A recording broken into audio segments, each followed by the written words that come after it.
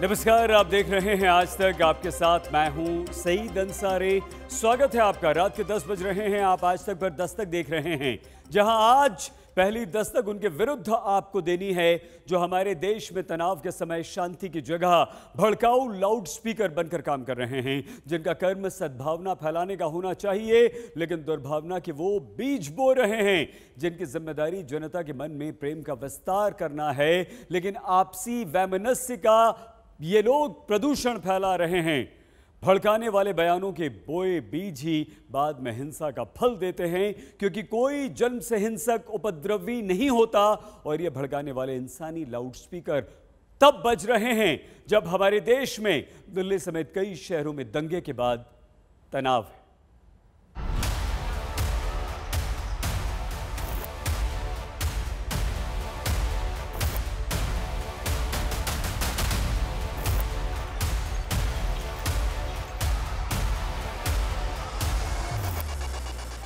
एक नहीं, दो नहीं, 150 से ज्यादा वीडियो जब दिल्ली में 16 अप्रैल को हनुमान जयंती पर हुए दंगे के खतरनाक प्रयोग का इशारा करते हैं।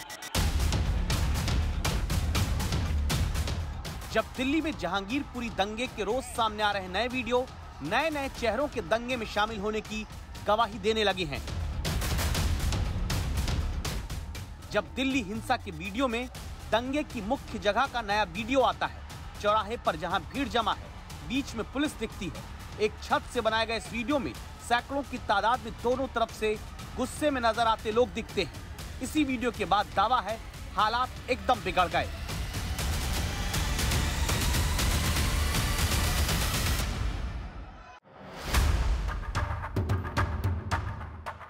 जब दिल्ली दंगे का मुख्य आरोपी अंसार, जिसे अब तक राजनीति में आम आदमी पार्टी के साथ जोड़कर आरोप लग रहे थे, उसी अंसार की बीजेपी के साथ रिश्तों के आरोप भी लगने लगे।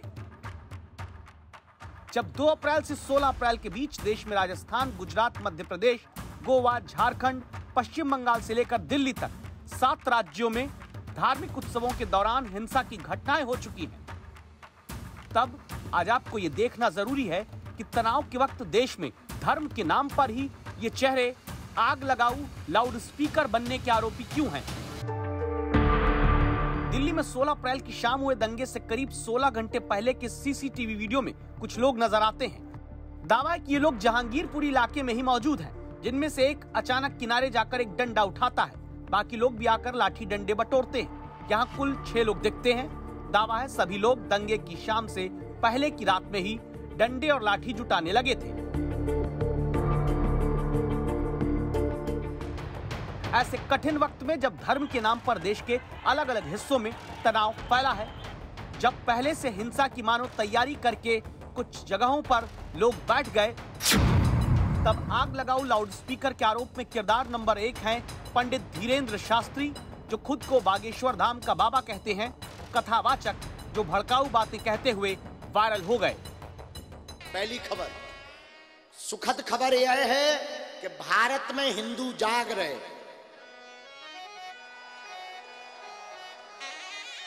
लेकिन लोगों, दुखद भी तो सुन लो।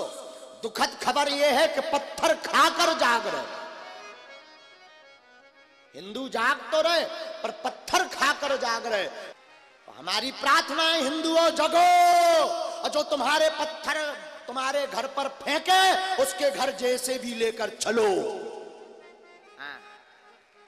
क्योंकि ये भारत सनातनियों का है। आग लगाऊ लाउडस्पीकर के आरोपों में किरदार नंबर 2 है रूबीना खानम, समाजवादी पार्टी की अलीगढ़ में नेता हैं और उत्तर प्रदेश में अपने धर्म के लोगों को भड़काने की आरोपी हैं।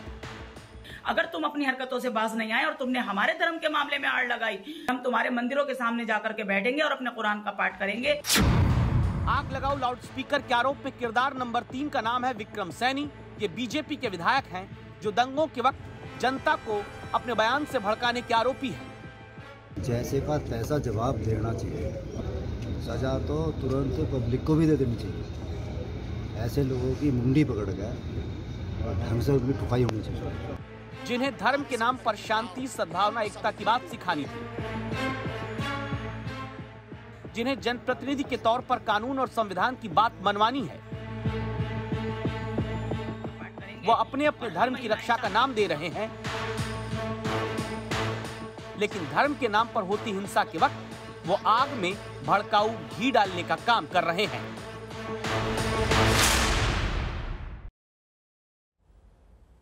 जब हमारे देश में भड़काने के आरोपियों के सजा पाने की दर बेहद कम है, जब हमारे देश में भड़काओ और छूट पाओ की परंपरा चली आ रही है, तब आप खुद पहले ये जान लीजिए कि भड़काऊ बयान पर हमारा कानून क्या कहता है।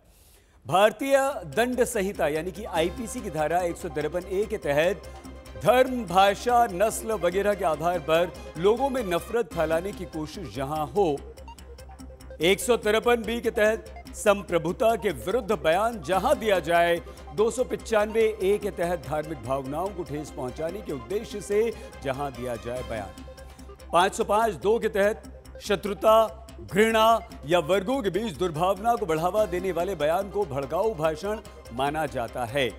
लेकिन ये सभी कानून क्या सिर्फ देखने के लिए हैं, दिखावे के लिए हैं? जब तनाव के समय ही एक कथावाचक हिंदुओं को कायर कहते हुए अपने कार्यक्रम में हथियार उठाने के लिए उकसाते हैं, फिर प्रश्न पूछने पर कहते हैं कि मैं तो ये गलती करता रहूंगा।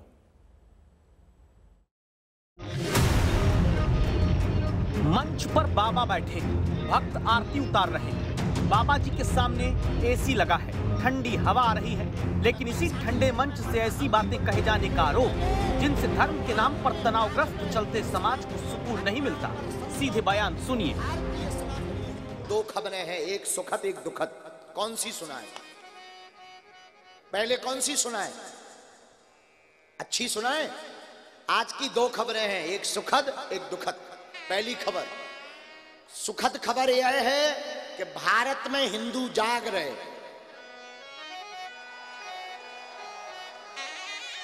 लेकिन लोगों, दुखद भी तो सुन लो। दुखद खबर यह है कि पत्थर खाकर जाग रहे।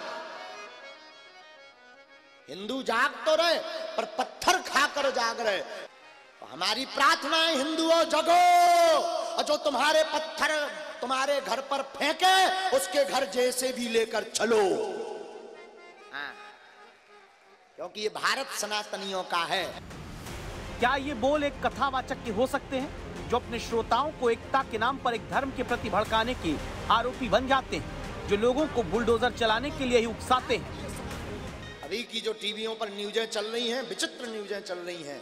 हम प्रार्थना करेंगे सनातनीय हिंदुओं से, अगर तुम अभी नहीं जागे तो ये तुम्हें अपने गांव में भी भोगना पड़ेगा। इसलिए निवेदन है कि सब हिंदू एक हो जाओ और पत्थर मारने वालों के घर पर बुलडोजर चलवाओ। और कुछ दिन बाद हम भी बुलडोजर खरीदने वाले हैं। अब पैसा नहीं है इतना, वरना हम भी बुलडोजर खरीदेंगे और जो राम के काज पे और सनातनीय महात्माओं पर, संतों पर और भारतीय सनातनीय हिंदुओं पर पत्थर चलाएगा, हम बुलडोजर उसके घर पर चलाएंगे। रामनवमी के दिन 10 अप्रैल को 6 राज्यों के कई शहरों में पथराव, आगजनी की घटनाएं हुई। ऐसे वक्त में जब तनाव हो, तब कानून पर भरोसा जनता के मन में मजबूत करना ज्यादा जरूरी है, या फिर एक कथावाचक को अपनी धार्मिक कथा बांटने के दौरान लोगों को ही कानून अपने हाथ में लेने के लिए उकसाना जरूरी है? हमारी प्रार्थना है, हिंदुओं जगो, और जो तुम्हारे पत्थर तुम्हारे घर पर फेंके उसके घर जैसे भी लेकर चलो। हाँ, क्योंकि ये भारत सनातनियों का है। और सनातनियों के देश में अगर राम की यात्रा पर, रामनवमी पर कोई पत्थर मार दे, बुझ दिलो, कायरो जग जाओ। अब सब हिंदू अपने हाथ में हथियार उठा लो और कह दो हम सब हिंदू एक हैं। इन बाबा की पूरी कहानी आपको बताएं उससे पहले देखिए कैसे ये खुद बुलडोजर खरीदकर सरकार के काम में हाथ बटाने की बात करने लगे। हम बुलडोजर खरीदेंगे। कितने रुपया की आउटकल कोटेशन तो मंगावा हो, पूछो क्यों खरीदेंगे? सरकार आखिर कब तक गिराएगी बुलडोजर से? हिंदुओं को गिराना पड़ेगा। जब हर हिंदू गिराने की क्षमता रखेगा तो पत्थर घालने वाले अपनी कपाड़ में मार के जे हो जाएंगे। बाबा वाकई हिंदुओं के संरक्षक बनना चाहते हैं, या फिर पंडित धीरेन्द्र शास्त्री असल में ऐसे बयान देकर वायरल होना चाहते हैं? वैसे ये साइंस को चुनौती देकर पहले भी सुर्खियां बटोरते रहे हैं। क्योंकि असल में कथावाचक से ज्यादा इनका प्रताप बुंदेलखंड इलाके में इस आधार पर फैलता रहा कि ये लोगों की बीमारी, उनकी समस्या को बिना पूछे लिखकर बता देते हैं। पूरे शरीर में दिक्कत बनी है, खून की कमी, पीलिया बनने के बाद कमजोरी बनी, दिनारी खिलाई गई, जो लीवर पर अफेक्ट है, 2019 से कैंसर बन गया, कृपा हो जाएगी, आशीर्वाद है। बोलिए सच्चे दरबार की, हनुमान जी महाराज की। जी जी जॉय लिखो, जाधरी तलो सब जांच। और फिर अपने तप के प्रताप से भक्तों की बीमारी सही कर देने का दावा करते आए। और तेज प्रभाव करें, पूरा प्रभाव करें शक्ति का।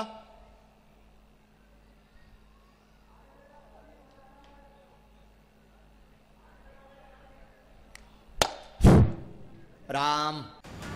ऐसे ही इलाज का दावा करने वाले 27 साल के पंडित धीरेन्द्र शास्त्री अब धार्मिक तनाव के माहौल में नया महाभारत शुरू करने के आरोपी हैं। जो राम का नहीं वो किसी,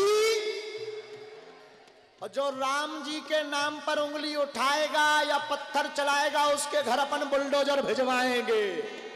हिंदुओं को हथियार उठाने और बुलडोजर खरीदकर चलाने का प्रवचन देने वाले मध्य प्रदेश के ये कथावाचक खुद ही वायरल हो गए। सोशल मीडिया में लोग इनके प्रवचन देने की स्टाइल पर चुटकियां लेने लगे। लेकिन असली मुद्दा ये नहीं है। असली मुद्दा है प्रवचन में कही गई बातें जिनमें धर्म के नाम पर भड़काने के आरोप लगते हैं। लेकिन इसके बावजूद मध्य प्रदेश के बागेश्वर धाम के बाबा के नाम से मशहूर पंडित धीरेन्द्र कृष्ण शास्त्री को कोई फर्क नहीं पड़ता है। इसीलिए बाबा खुद को 2 दिन से वायरल होने पर खुशी जताने लगे। कहते हैं जिसको मिर्ची लगनी है लगे। बुलडोजर कह दिया, बोले बागेश्वर वाले बुलडोजर खरीद रहे, आगे लग रही, किसी ने तो मांग की कि इस बाबा को बंद करो। अब उन्हें पता ही नहीं कि हम बाबा हैं ही नहीं, हम तो ढाबा है।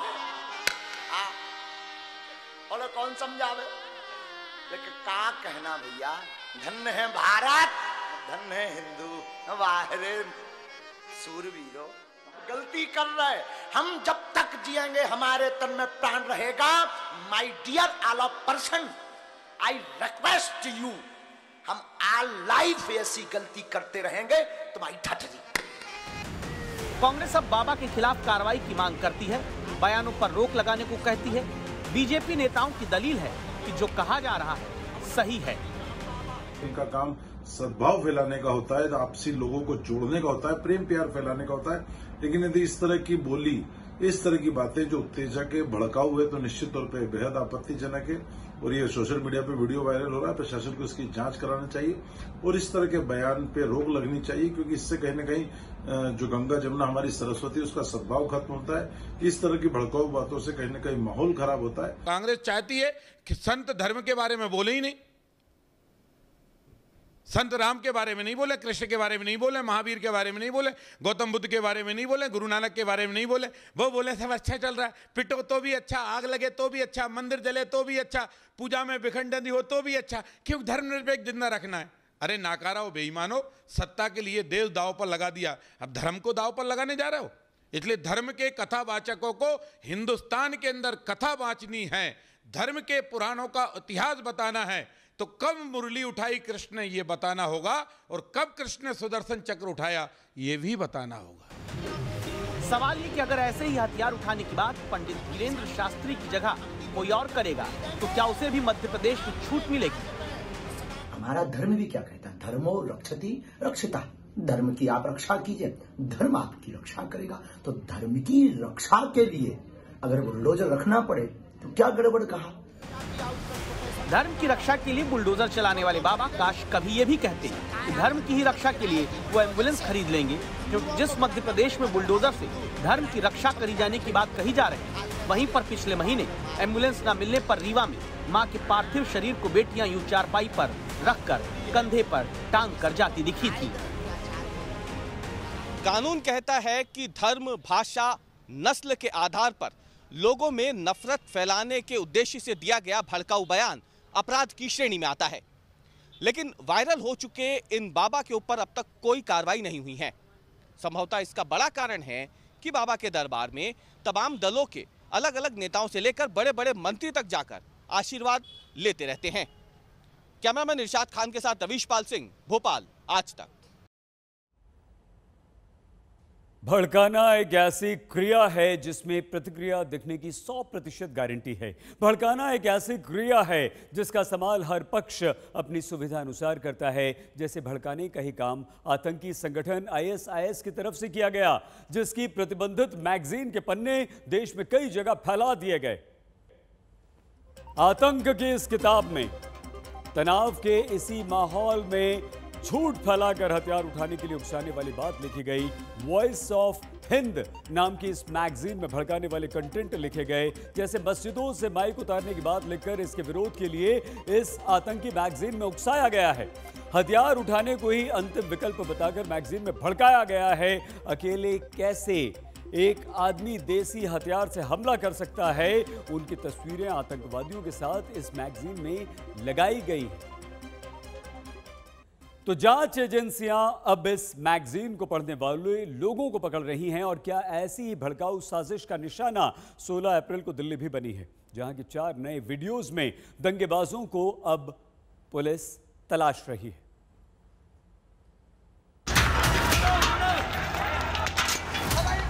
दिल्ली दंगे में ये पहला नया वीडियो है जिसमें पत्थर चल रहे हैं। शोभा यात्रा में शामिल एक रथ दिखता है। इसी रथ पर एक बाबा जी बैठे हैं। इनके हाथ में भगवा ध्वज है। इनका नाम ओमनाथ, जिन्हें आज तक संवाददाता श्रुतिका ने खोजा, पूछा क्या हुआ था 16 अप्रैल को। पीछे से भगदड़ मची तो पूछा भाई क्या हुआ, के ऊपर से पत्थर फेंका जा रहे हैं, कांच की बोतलें फेंकी जा रही हैं। वो सब मेरे भगत थे, सब भाग गए। भाई भागना जरूरी था, जान की सुरक्षा थी। ये दिल्ली में जहांगीरपुरी दंगे का दूसरा नया वीडियो, जिसमें दोनों तरफ के उग्र लोगों के बीच में पुलिस ह्यूमन चेन बनाकर भीड़ को रोकती दिखती है। नारेबाजी तेज होती दिखाई पड़ती है। ये कुशल चौक का इलाका है।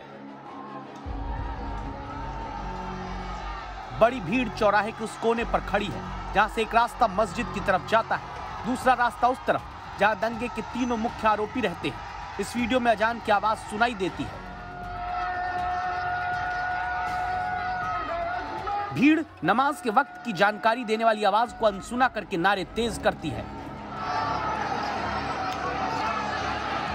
कैमरा घूमता है तो टूटी गाड़ियां, सड़क पर पत्थर और आग दिखती है। यह दिल्ली में हुए दंगे का तीसरा नया वीडियो है। यह भी जहांगीरपुरी के कुशल चौक को दिखाता है जहां हिंसा शुरू होती है। मस्जिद के पीछे बने हिस्से की तरफ से काफी लोग इसी जगह आते हैं। लोगों के हाथ में लाठी है, डंडे, कांच की बोतल है। यहाँ पुलिस मौजूद है। धीरे धीरे भीड़ हिंसक होती है। पत्थर तेज चलते हैं, गोली की आवाज आती है।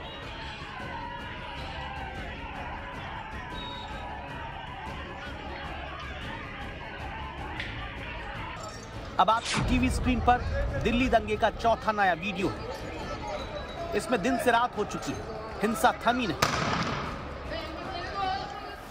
पुलिस दंगाइयों को रोकने के लिए आंसू गैस के गोले दागती है। भीड़ की तरफ से पुलिस वालों पर पत्थर और कांच की बोतल फेंकी जाती है। फायरिंग की आवाज सुनी जा सकती है। पुलिस और दंगाई आमने सामने।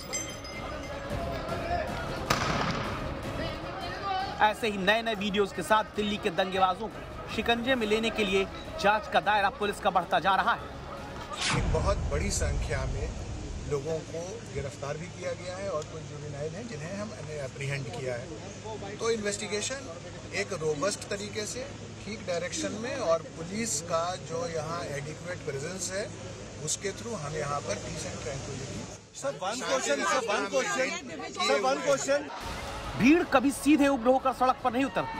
भीड़ के हिंसक होने की वजह धीरे धीरे बनती है, जिसके जिम्मेदार होते हैं वो बयान भी जो जनता को एक दूसरे को शंका से देखने, भरोसा कम करने और अपने धर्म के वर्चस्व के लिए कट्टर बना देते हैं।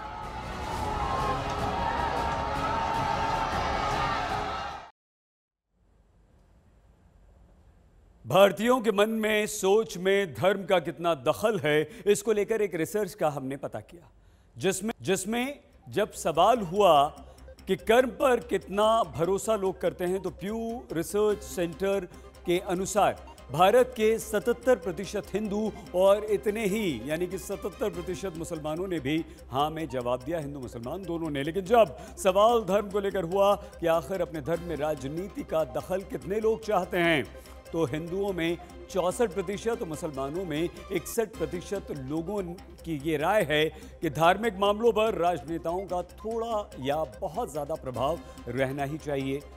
66% हिंदुओं की राय है कि उनका धर्म एकदम अलग है।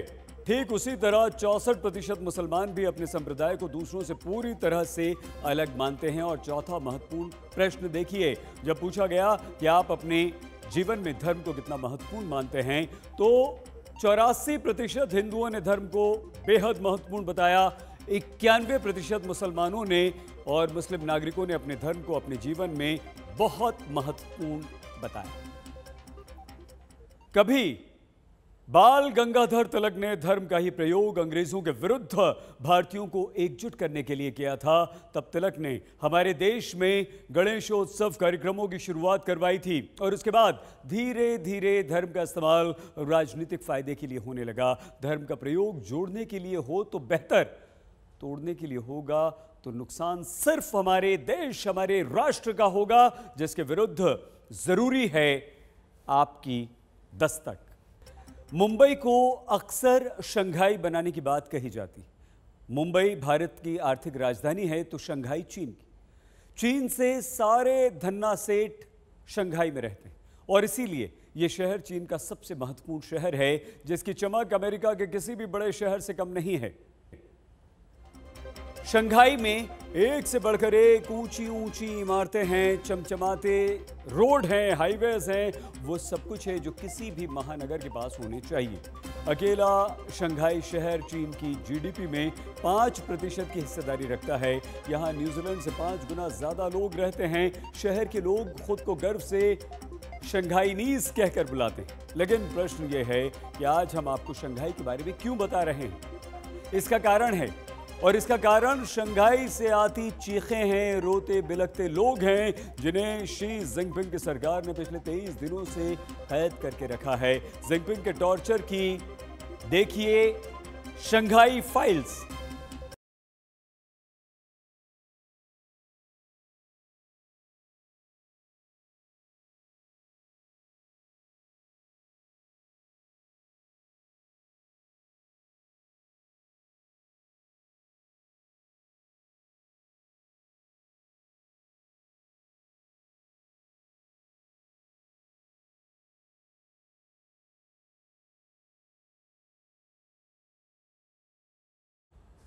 चीन से कोरोना सारी दुनिया में फैला। अपनी गलती मानने के बजाय चीन ने वुहान में लॉकडाउन लगाकर अपनी कोरोना नीति को सबसे अच्छा बता दिया। जब अमेरिका, यूरोप और भारत में कोरोना ने कहर मचाया, तब जिनपिंग ने खूब अपनी पीठ ठोकी। लेकिन चीन की कम्युनिस्ट पार्टी की सच्चाई अब बाहर आ गई। शंघाई पिछले 21 दिनों से पूरी तरह से लॉक है। घरों में कैद 2 करोड़ 60 लाख लोग भूखे प्यासे आत्महत्या कर रहे हैं। शक के बिना पर कोरोना वॉरियर्स के वेश में शी जिनपिंग के गुंडे आम लोगों से मारपीट कर रहे हैं। चीन में आज सिवाय जिनपिंग के कोई भी खुश नहीं है। जनता रो रही है। जिनपिंग अपनी तीसरी बार ताजपोशी की तैयारी कर रहे हैं। कोरोना पर चीन से सीखने की नसीहत देने वाले ये तस्वीर आज ध्यान से देखें।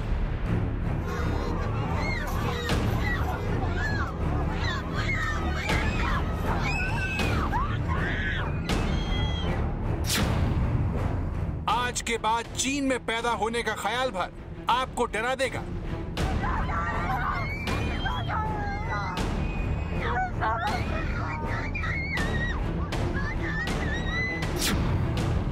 आज आप चीन में जीरो कोविड पॉलिसी की हकीकत देखने वाले हैं।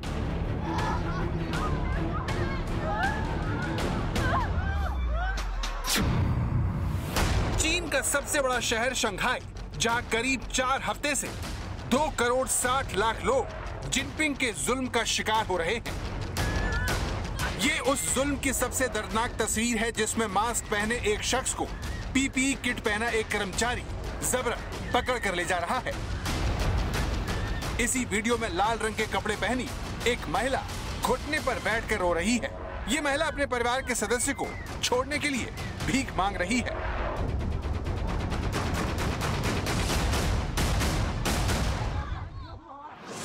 लेकिन इस महिला की इस पुकार को जिनपिंग की जीरो कोविड पॉलिसी को लागू करने वाले ये लोग अनसुना कर देते हैं और जमीन पर लेटी एक और दूसरी महिला के पास इकट्ठा हो जाते हैं।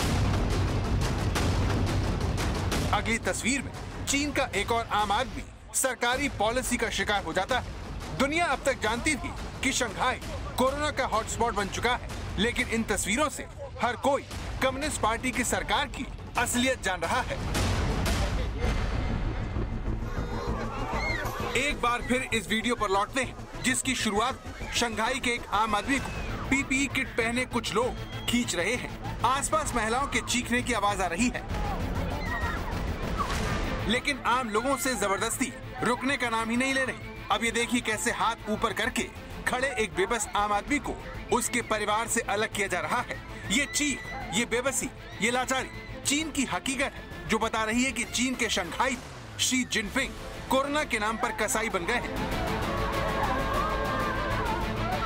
चीन में जनता नाक रगड़ रही है, लेकिन फिर भी सरकार उसके जज्बातों को पूरी ताकत से कुचलने में लगी है। भारत जैसे देश में इस तरह की कार्रवाई के बारे में सोचा भी नहीं जा सकता। कोरोना के नाम पर पुरुषों को परिवार से अलग करके सड़क पर लिटाकर मारा जा रहा है।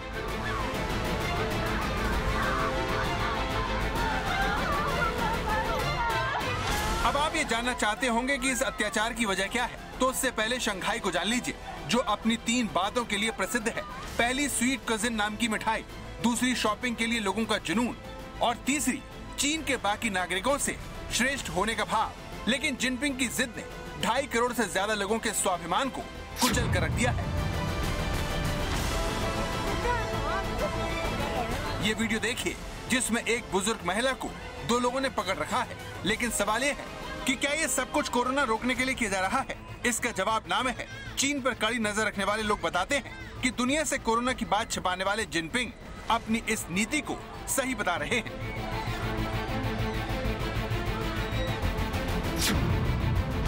ब्लूमबर्ग की रिपोर्ट के अनुसार पीपल्स डेली ने सोमवार को एक फ्रंट पेज कमेंट्री में कहा कि वायरस को लेकर राष्ट्रपति की रणनीति सही और प्रभावी साबित हुई है और चीन को शी जिनपिंग के साथ अधिक निकटता से खड़ा होना चाहिए। अखबार ने यह भी कहा कि नागरिकों को पहले तेज, सख्त और अधिक व्यवहारिक उपायों वाली रणनीति का पालन करना चाहिए। पीपल्स डेली ने आगे लिखा कि चीन महामारी की रोकथाम और नियंत्रण की कड़ी मेहनत की उपलब्धियों को कभी बर्बाद होने नहीं दे सकता। पिछले 2 वर्षों के अनुभवों ने साबित कर दिया है कि महामारी की रोकथाम की सामान्य रणनीति सही और प्रभावी रही है।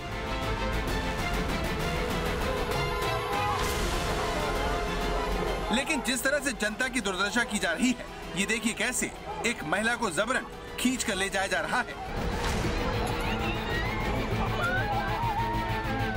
जिनपिंग के इस अत्याचार ने चीन के आम लोगों को बहुत नाराज कर दिया है और वो जान का डर भूलकर पूछ रहे हैं कि चीन की आजादी को निगलने वाली कम्युनिस्ट पार्टी को अब और क्या चाहिए।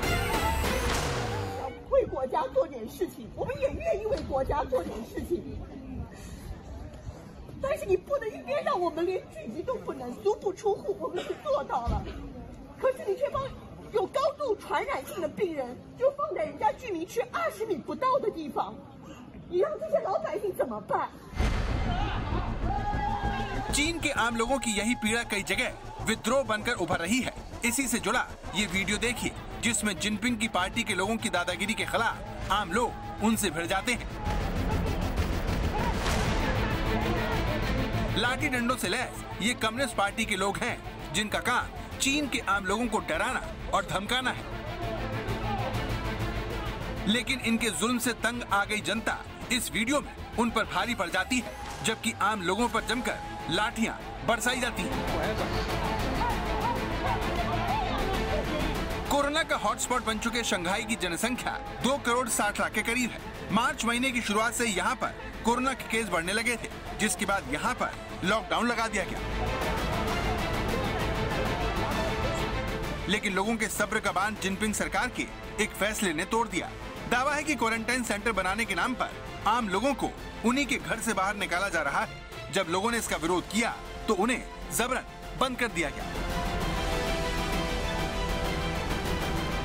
चीन में एक पार्टी की सरकार है जिसका एक ही मकसद है, चाहे कुछ भी हो जाए उसकी सत्ता खतरे में ना पड़े। इसीलिए उसने 2.5 करोड़ से ज्यादा लोगों के एक शहर को जेल में बदल दिया है, जिसके खिलाफ चीन में किस तरह अप्रत्याशित विरोध हो रहा है, उसकी पूरी तस्वीर अगली रिपोर्ट में आप देखेंगे।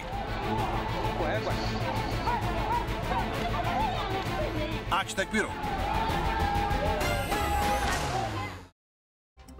चीन की ये तस्वीरें देखकर आपको हमें अपनी आज़ादी की कीमत पता चल रही होगी। भारत में जो जनता के अधिकार हैं वो चीन में सपना है। चीन की कम्युनिस्ट पार्टी खुद को देश से बड़ा समझती है और सब कुछ इस पार्टी के लिए ही होता है।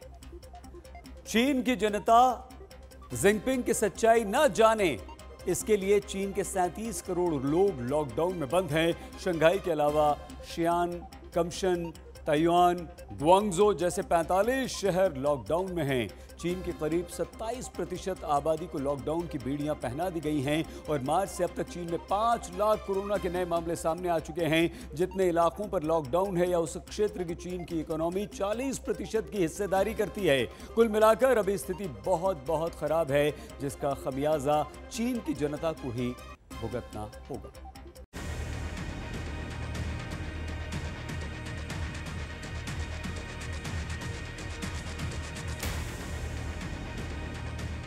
ये उसी वुहान की तस्वीर है जहां से कोरोना निकलकर आपके घरों तक पहुंचा। इसीलिए जब यहां लॉकडाउन हटा तो चीन की सरकार ने इस तरह के प्रोपेगेंडा वीडियो जारी किए। ये दिखाया कि चीन की कम्युनिस्ट पार्टी की सरकार ने कोरोना को बड़ी ही कामयाबी के साथ मात दे दी। लेकिन शंघाई ने चीन के हर झूठ को तार-तार कर दिया।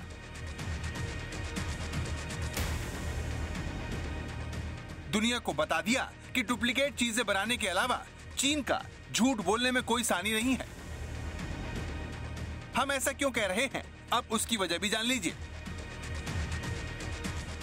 चीन के हर प्रोपेगेंडा वीडियो में आपको दिखेगा कि कैसे वहां की सरकार शंघाई के लोगों के खाने पीने का इंतजाम कर रही है। 2.5 करोड़ से ज्यादा लोगों के घरों तक खाना पहुंचा रही है। लेकिन हकीकत यह है कि शंघाई में लोग इस वक्त बहुत परेशान हैं। उनके पास खाने के लिए एक भी दाना नहीं है। चीन के शंघाई में एक शख्स ने जानबूझकर कोरोना लॉकडाउन नियमों का उल्लंघन किया। उसने पुलिस से कहा कि मुझे गिरफ्तार कर लो। उसने ऐसा इसलिए किया क्योंकि उसे उम्मीद थी कि जेल में तो उसे कम से कम खाना मिलेगा। शंघाई में घर के बाहर निकलने पर कड़ी सजा का ऐलान किया गया है, लेकिन भूख की मार मौत के डर पर भारी पड़ रही है।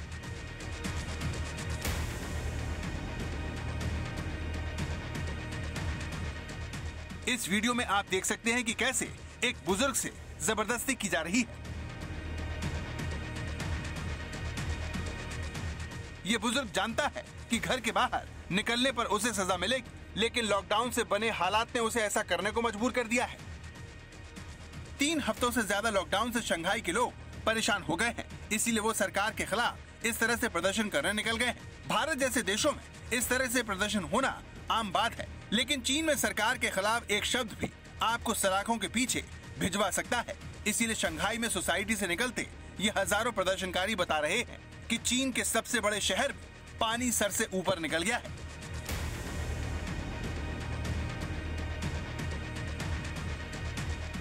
शंघाई में खाने की डिलीवरी का स्लॉट मिलना अकेली मुसीबत नहीं है। बाजार बंद होने के चलते महंगाई भी आसमान छू रही है। सोशल मीडिया पर शेयर कई वीडियो में दावा किया जा रहा है कि शंघाई में लोग अपने घरों के बाहर आकर विरोध प्रदर्शन कर रहे हैं। लोग अपनी खिड़कियों और बालकनियों पर आकर चिल्ला रहे हैं और अपना गुस्सा जाहिर कर रहे हैं। सोशल मीडिया पर वायरल वीडियो में लोग मदद के लिए चिल्ला रहे हैं, बोल रहे हैं कि हमारे पास खाने के लिए कुछ भी नहीं है। लेकिन जिनपिंग सरकार के प्रोपेगेंडा वीडियो में ये हकीकत गायब है। इन वीडियो में दिखाया जा रहा है कि बच्चे भी माता पिता के साथ बस में बैठकर आराम से क्वारंटाइन सेंटर जा रहे हैं। इन वीडियो में दिखाया जा रहा है कि क्वारंटाइन सेंटर में लोग अपने लैपटॉप पर काम कर रहे हैं, आराम से मोबाइल पर वीडियो गेम खेल रहे हैं। क्वारंटाइन सेंटर में हर तरह की व्यवस्था है, लेकिन शंघाई की हकीकत आपको ये वीडियो दिखाएगा जिसमें क्वारंटाइन सेंटर बदहाल पड़ा है। चारों तरफ सामान बिखरा हुआ है और रहने लायक तो बिल्कुल भी नहीं है। शंघाई के ये हालात शी जिनपिंग के लिए बहुत बड़ी चुनौती बन गए हैं। एक तरफ कोरोना की रफ्तार रोकने में चीन की सरकार नाकाम साबित हो रही है, तो वहीं लॉकडाउन लगने से विकास की रफ्तार बुरी तरह प्रभावित हो रही है। बेरोजगारी रिकॉर्ड स्तर पर पहुंच गई है। इससे लोगों में कम्युनिस्ट पार्टी के खिलाफ असंतोष बढ़ रहा है, जिसे रोकने के लिए जिनपिंग की सरकार हर जुल्म अपना रही है। आज तक ब्यूरो। दस्तक में आज के लिए बस इतना ही। आप प्लीज अपना बहुत ख्याल रखिएगा। देखते रहिए आज तक।